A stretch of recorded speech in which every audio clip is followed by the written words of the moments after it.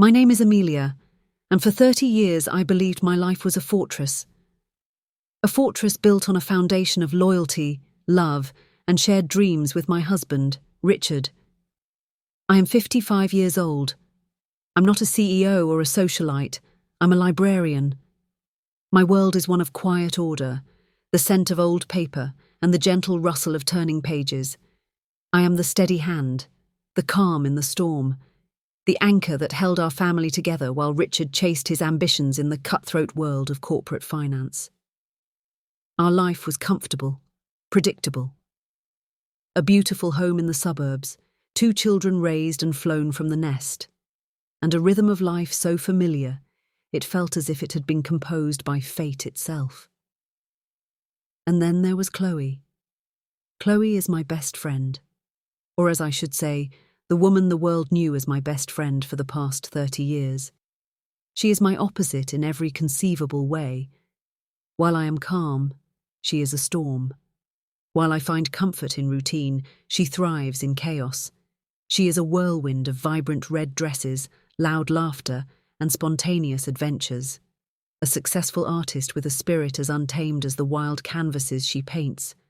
Richard always found her exhausting. "She's too much, Amelia," he'd often say, rolling his eyes after Chloe would leave our house, leaving a trail of energy and the scent of expensive perfume in her wake. "I don't know how you handle her." I would just smile. I knew exactly how to handle her. The beginning of the end started on a Tuesday, a day no different from any other. Richard came home from work, his face etched with a familiar weariness. He loosened his tie, a gesture I had witnessed 10,000 times. But this time he didn't kiss my cheek. He didn't ask about my day. He walked to the liquor cabinet, poured himself a whiskey and stood by the window, staring out into the manicured garden I had spent years tending. "Amelia," he said, his voice low and devoid of emotion. "We need to talk." My heart, that steady, reliable muscle, gave a painful lurch. I knew, with the chilling certainty that only a wife of 3 decades can possess, that my fortress was about to be breached. I sat down, my hands folded neatly in my lap. "What is it, Richard?" He took a long sip of his whiskey before turning to face me. His eyes, the eyes I'd looked into on our wedding day, were cold, distant. They were the eyes of a stranger. "This isn't working anymore," he said. The 4 words that have detonated 1,000,000 homes. "I'm not happy. I feel trapped, stifled." He launched into a speech I'm sure he had rehearsed in his car on the way home. It was a textbook, midlife crisis monologue. He spoke of unfulfilled dreams, of a life unlived, of a passion that had faded. "I love you, Amelia," he said, the words sounding hollow and meaningless. "But I'm not in love with you anymore." I sat there, a perfect statue of the devoted, heartbroken wife. I let him talk. I let him justify the demolition of our shared history. And then he delivered the final, crushing blow. "I've met someone," he whispered, as if the confession were a great burden. "It wasn't planned. It just happened. And I need to see where it goes. I need to be honest." "Who is she?" I asked, my voice a perfect, trembling whisper. He couldn't meet my eyes. He looked down into his glass. "It's Chloe." The name hung in the air between us, a poisoned dart.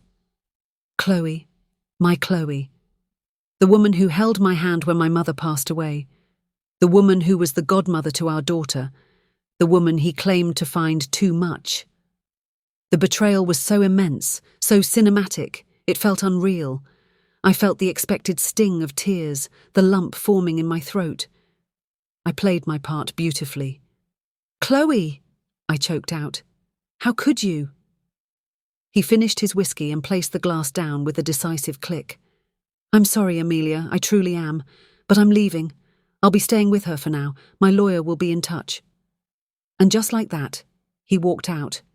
He walked out of the house I had made a home, out of the life I had dedicated myself to building, and into the arms of my best friend. The fortress had crumbled. I sat there in the deafening silence for a long time. I didn't cry. I didn't scream. After a few minutes, I picked up my phone. I scrolled to my contacts and pressed the name Chloe. She picked up on the first ring. "Is he gone?" she asked, and I could hear the smirk in her voice. "He's gone," I replied, a slow, cold smile spreading across my own face. Hook, line, and sinker. The fool actually thinks you're in love with him.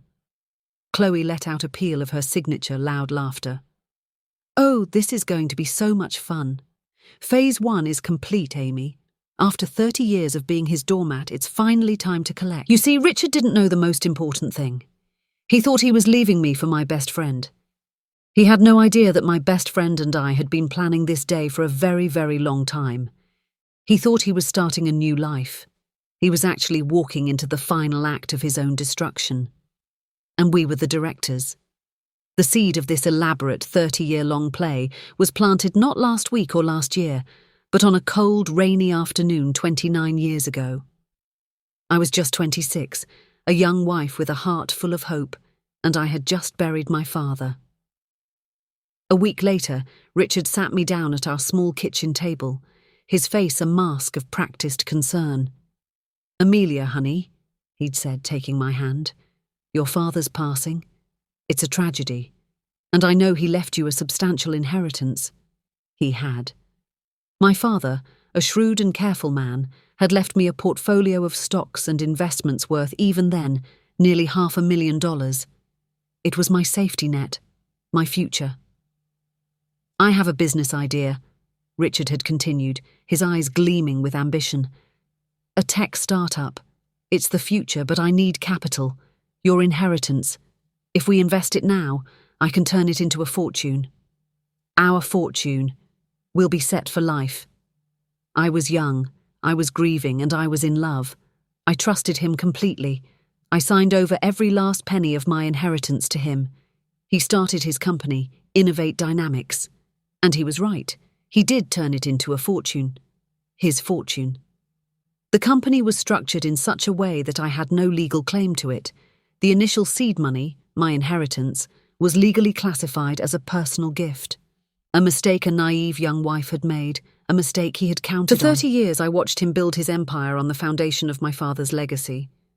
I hosted his business dinners. I raised our children. I maintained the perfect home for the brilliant CEO. But every time he bought a new luxury car, every time he bragged about a new acquisition, a small, cold part of me remembered that it was all built on my back. Chloe was the only one who knew the truth. She had been there, holding my other hand, the day I signed those papers. She had warned me then.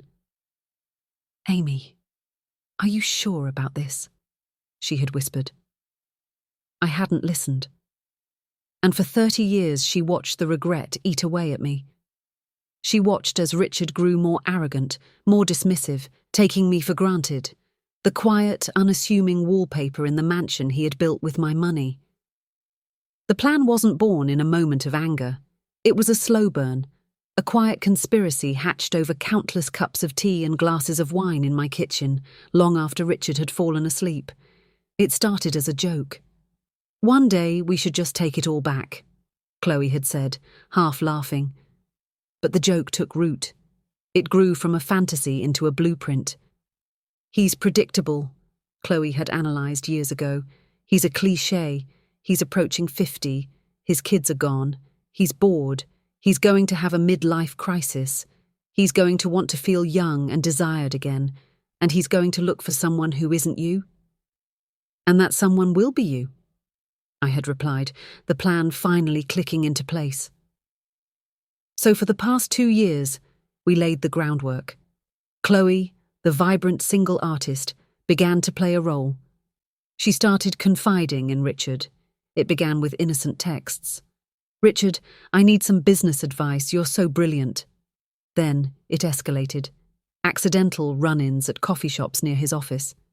She'd ask for his help hanging a heavy painting, her hand accidentally brushing his.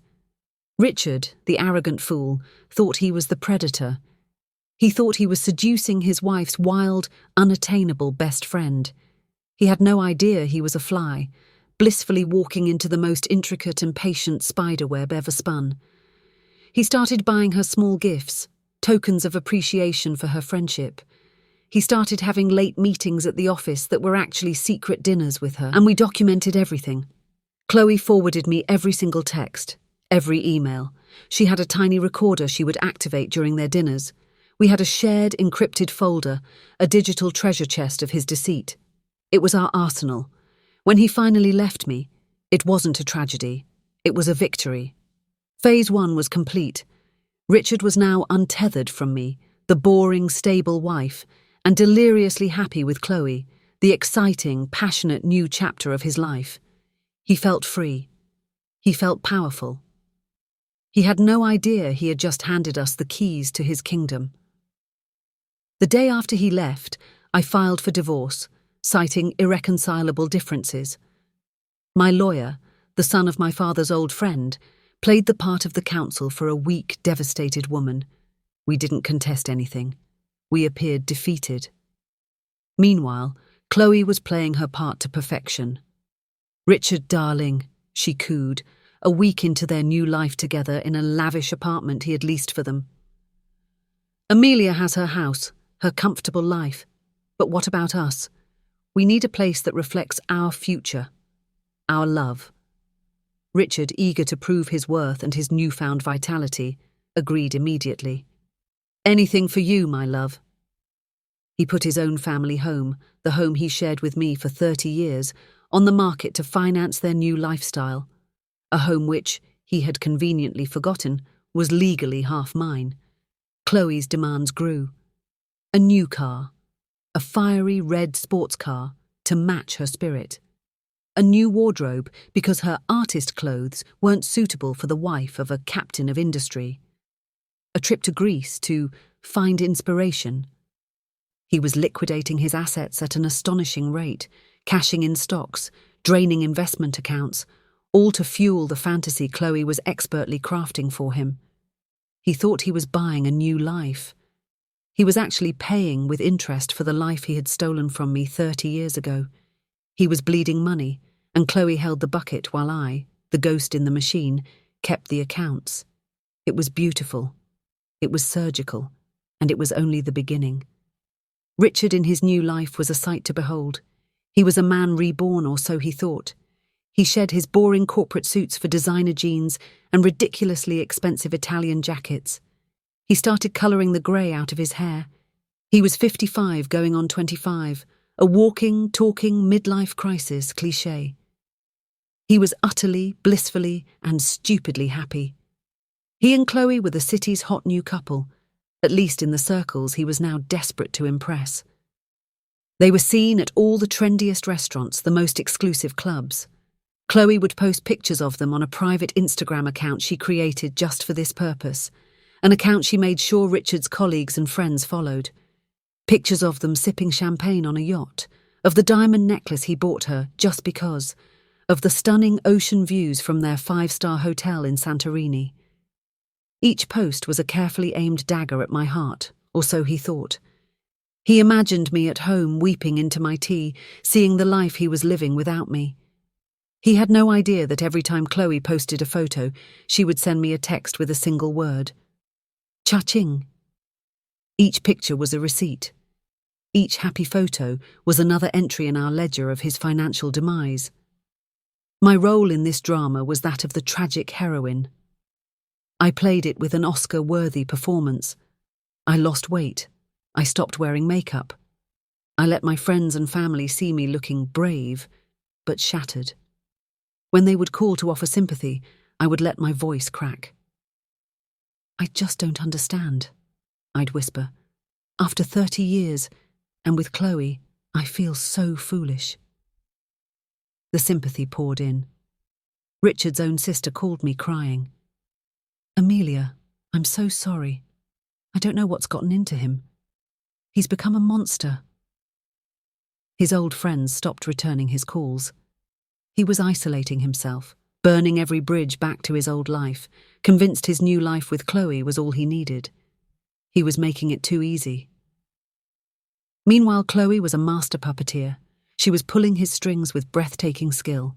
"Ricky, darling," she'd say, her voice a seductive purr. "That old-fashioned stock portfolio of yours is so stagnant. My friend who works at a hedge fund says the real money is in high-risk, high-reward crypto. We should be bold. We should invest in the future." And he did. He sold a massive chunk of his stable, blue-chip stocks, the very stocks my inheritance had bought, and invested it all into a series of volatile cryptocurrencies, following the expert advice of Chloe's friend. That friend was, of course, a shell company we had set up. The money vanished into an untraceable digital wallet, the keys to which were in my possession. Then it was the house.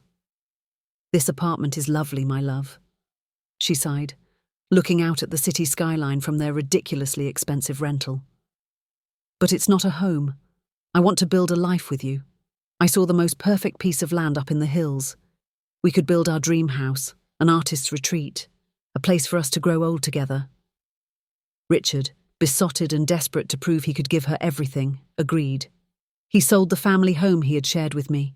Our divorce settlement stipulated a 50-50 split of the proceeds, which he readily agreed to, thinking he was getting off easy. My half went directly into a secure trust. His half, he used it as a down payment on a piece of land Chloe had found. The land was, of course, owned by another shell corporation we controlled. He bought a worthless piece of rock at an absurdly inflated price, and the money flowed right back to us. He was a man hemorrhaging cash, but he felt richer than ever. He felt like a king building a new kingdom for his queen. He had no idea his kingdom was built on sand, and the tide was about to come in. Chloe was brilliant. She played the part of the adoring, slightly demanding new love with such perfection it was almost terrifying. She would listen to his boring work stories with rapt attention. She would praise his business genius. She would make him feel like the most powerful, desirable man on the planet. And then she would ask for a new Cartier One bracelet. evening, I received a frantic call from our daughter, Jessica. "Mum, are you okay? I just saw Dad's pictures from Greece. He looks ridiculous. And he's spending so much money. Is he okay? Are you okay?"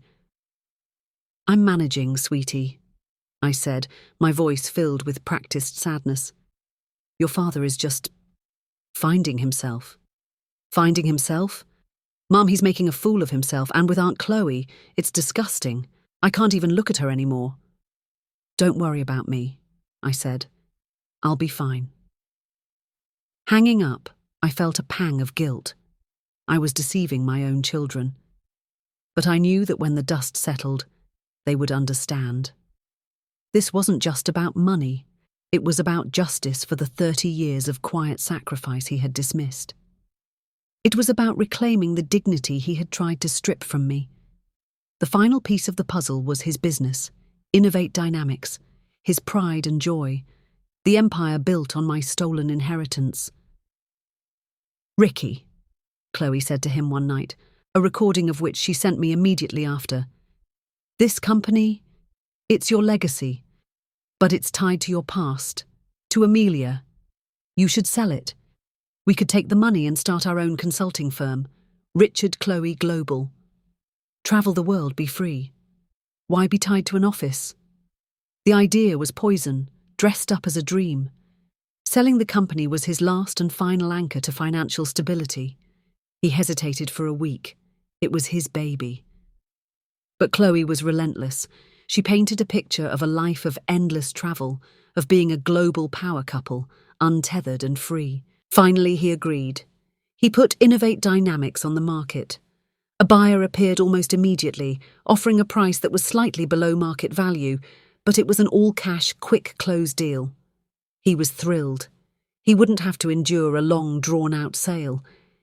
He had no idea that the private equity firm buying his company was a consortium of investors brought together by a quiet, unassuming librarian and her best friend, the artist. We were buying his life's work for pennies on the dollar, using the very money he had been giving us for months. The closing was scheduled for a Friday. Richard planned a celebration.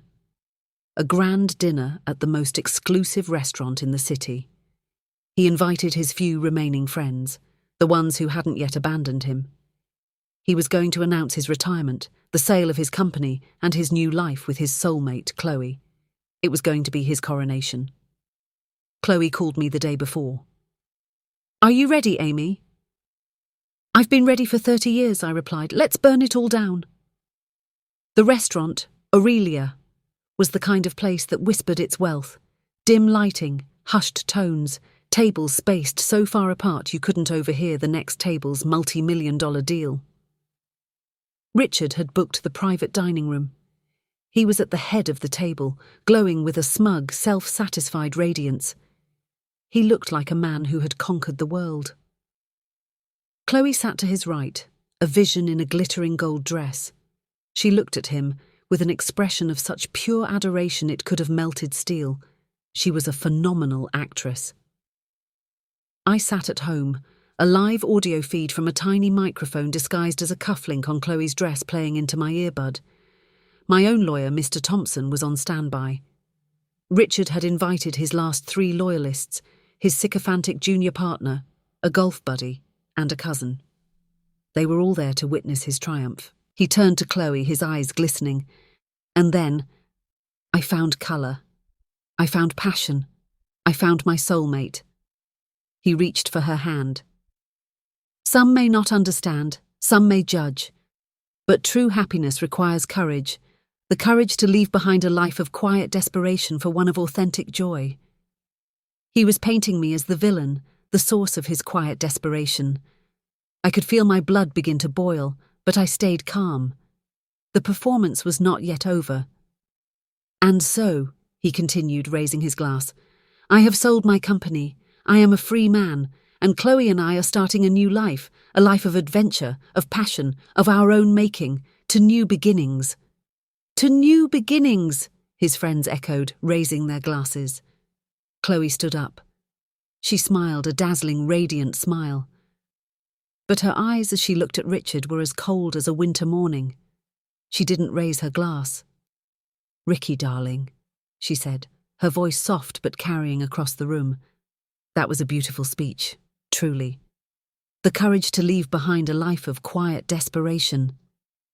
"It's so poetic." Richard beamed at her, expecting her to continue the toast. "But you know what requires even more courage," she continued, her voice taking on a harder edge. "The courage to face the truth." The smiles on the faces of Richard's friends began to falter. Richard looked at her, confused. "Chloe, what are you talking about?" "I'm talking about Amelia," Chloe said, her voice now clear and strong. "The woman you just described as quiet desperation. Let me tell you about her." She pulled out her phone. "For 30 years she supported you. She raised your children, she created a home. And she did it while quietly mourning the $500,000 inheritance you convinced her to gift you to start your precious company." Richard's face went white. "Chloe, this isn't the time or place." "Oh, I think it's the perfect time and place," she said, tapping her phone. A small Bluetooth speaker on the table, disguised as a salt shaker, crackled to life. And Richard's voice filled the room, a recording from one of their secret dinners. "She's a good woman, but she's so boring. No spark. I feel like I'm dying a slow death." He stared at the speaker in horror. Chloe played another clip. "Of course I still tell her I love her. It keeps things peaceful while I get my exit strategy in place." His friends were staring at him, their jaws slack. "And as for me being your soulmate," Chloe continued, a cruel smile playing on her lips, "you thought you seduced me. Ricky, you were a project. My 30-year community service project for my actual best friend." She played one more clip. It was her own voice, from a call with him just last week. "Of course I love you more than her, Ricky. You're my future. She's just your past. Sell the company. Let's be free." Every expensive trip, every piece of jewellery, every stupidly expensive car. "It wasn't a gift to me," Chloe announced to the stunned room. "It was a refund to Amelia. Every dollar you spent on me was a dollar you were giving back from what you stole. Richard was sputtering, unable to form words. You two, all this time? All this time, Chloe confirmed. You thought you were a player. You were the game. At that precise moment, the door to the private dining room opened, and I walked in. I wasn't the shattered, heartbroken woman he had left. I was wearing a sharp, elegant black dress. My hair was perfectly styled, and on my face was a look of serene, unshakable calm. Beside me was my lawyer, Mr. Thompson. I walked to the table and placed a single thin folder in front of Richard.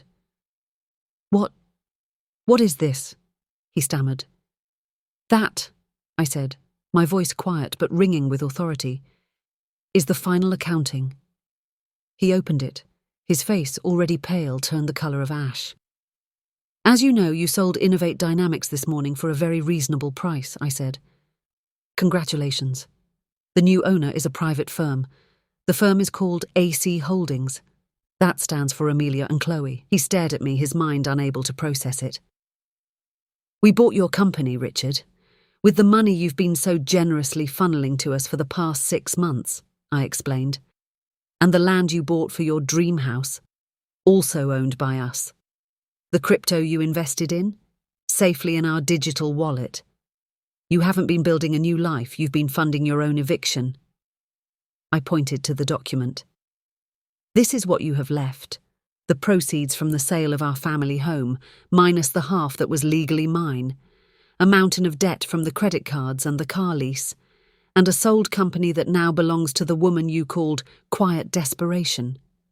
You are not a free man, Richard. You are a bankrupt one. His friends stood up, avoiding his gaze, and began to file out of the room in disgusted silence. The junior partner wouldn't even look at him. Richard sank into his chair, a broken man. He looked from me to Chloe, his eyes wide with the horror of a man who has just realized the entire world he was standing on was a lie. He had lost everything: his wife, his mistress, his company, his money, his reputation, all in one spectacular, perfectly orchestrated evening. I turned to leave. Enjoy your dinner, Richard, I said, my voice devoid of any emotion. I believe you've already paid for it. As Chloe and I walked out of the restaurant, leaving him alone in the ruins of his life, she looped her arm through mine. Phase 2 complete, she whispered, and for the first time in a very long time, I felt the glorious, intoxicating taste of justice. The implosion of Richard's life was not loud and explosive, but a slow, quiet, and humiliating decay. The news of what happened at the dinner party spread through his professional and social circles like a virus. The man who had built a career on an image of power and shrewdness was now a cautionary tale, a punchline at cocktail parties. He was the brilliant CEO who had been outsmarted by a librarian and an artist. He tried to fight back. He hired new lawyers, threatening to sue us for fraud. But he had nothing. Our plan had been legally airtight. Every financial move he made was of his own free will, chasing a fantasy we had expertly dangled in front of him. Every document he signed was legal. He had willingly, even eagerly, dismantled his own life. The lawsuits went nowhere. Innovate Dynamics, under our new management, was rebranded. We promoted the brilliant female engineers and developers Richard had always overlooked. We implemented fair pay practices and a healthy work-life balance. The company, freed from his ego and reckless spending, began to thrive in a way it never had before. It became a testament not to his genius, but to the potential he had suppressed for years. Richard was forced to declare bankruptcy. His remaining assets were seized to pay off the mountain of debt he had accrued in his 6-month fantasy life. He lost his golf club membership, his luxury car, his entire identity. The last I heard, he was living in a small rundown apartment on the other side of the country, working a low-level sales job. The king was now a pauper, haunted by the ghost of a fortune he never really had. And us? Chloe and I were just beginning. We didn't go on a spending spree. We didn't buy a mansion or a private jet. The money for me had never been the point. It was about reclaiming what was mine, about taking back the power and the future he had stolen. We used a significant portion of the money to establish the Amelia Foundation, a non-profit dedicated to providing financial and legal support to women who have been victims of economic abuse in their marriages. We set up grants for women to start their own businesses, to go back to school, to escape controlling partners.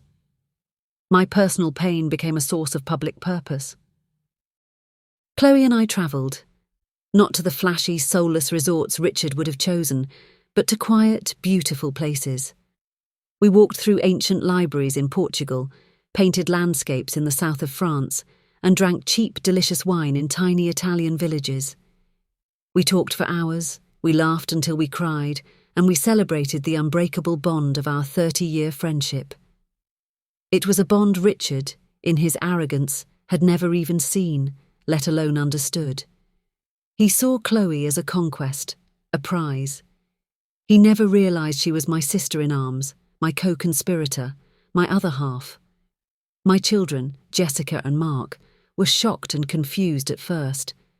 But when I finally sat them down and told them the whole 30-year story, the story of my stolen inheritance, of their father's quiet, long-term betrayal, their anger at Chloe melted away and was replaced by a slow dawning understanding and a deep respect for me they had never shown before. They saw me not just as their mother, but as a woman of incredible strength and patience. Our relationship was rebuilt, this time on a foundation of honesty. One evening, Chloe and I were sitting on the balcony of a small villa overlooking the Mediterranean Sea. The sun was setting, painting the sky in hues of orange and purple. "Do you ever feel guilty?" she asked quietly. I thought for a moment, swirling the wine in my glass. "I feel sad for the man I thought I married 30 years ago," I said. "I feel sad for the life we could have had if he had been a better man, but guilty for what we did. No, we didn't destroy him. We simply held up a mirror and forced him to look at his own reflection. His true self is what destroyed him." She raised her glass. "To mirrors," I replied, clinking my glass against hers. "My husband left me for my best friend after 30 years. He thought it was the end of my story. He had no idea it was the beginning. He thought he was closing a chapter, but in reality, he was just a footnote in a much larger, more beautiful story. The story of two women who refused to be victims and chose instead to be the architects of their own justice. My name is Amelia. I am 55 years old, and for the first time in my life, I am truly, completely and gloriously free. If you liked my story, please like this video and subscribe to my channel. Let me know in the comments where you're listening from. I'd love to know how far my story has travelled, and what would you have done in my situation? I'm always curious to read your opinions. On the screen, you can see 2 new life stories that I highly recommend. There's so much more on my channel. Until the next story, take care. With love and respect.